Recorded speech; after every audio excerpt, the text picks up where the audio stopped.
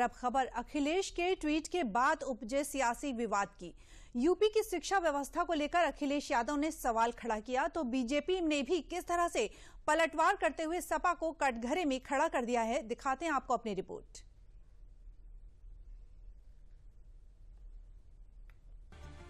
जिनकी सरकारों में A for Akhilesh Yadav, D for Dimple Yadav, M for Mulayam Singh Yadav, इस तरह से पढ़ाते थे छोटे छोटे बच्चों को। यूपी की सियासत में अभी पीडीए पाठशाला पर छिड़ी तकरार की रफ्तार थोड़ी धीमी ही पड़ी थी कि इस बीच सोमवार को सपा अध्यक्ष अखिलेश ने अपने एक्स अकाउंट पर एक पोस्ट को शेयर कर जब यूपी की शिक्षा व्यवस्था को लेकर सवाल खड़ा किया तो अखिलेश यादव के सवालों पर पलटवार करते हुए बीजेपी ने सपा को कटघरे में खड़ा कर दिया। जिनकी सरकार, जिनके समय में जिनकी सोच ही नहीं है, उत्तर प्रदेश के बाहर ना जनाधार है ना सोच है, कोई उनको जो भी लिख करके दे देता है उस तरह से पोस्ट करते हैं, उस तरह से बातें करते हैं। मैं तो यही कहूँगा, जिस तरह से अखिलेश यादव यूनिवर्सिटी और उसकी बात कर रहे हैं तो ये एकदम वैसे ही है कि जैसे ददुआ जैसा डकैत कथा सुनाएं या राम राज्य की बात करे, उस तरह की बातें हैं। अखिलेश यादव हमेशा अपनी बचकानी हरकतों के लिए जाने जाते रहे हैं।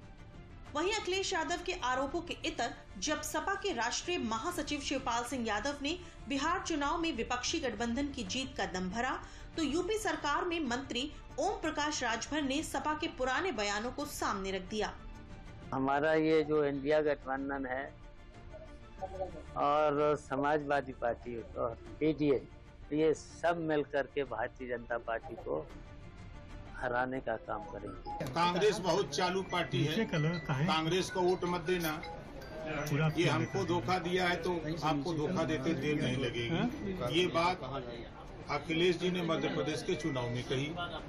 जब यूपी के मुसलमानों ने कहा कि आप भाजपा की सरकार बनाने एमपी गए थे, तब इन्होंने कहा, बयान दिया कि कांग्रेस भाजपा की बी टीम है। अब ये गए हैं बी टीम में शामिल हो गए।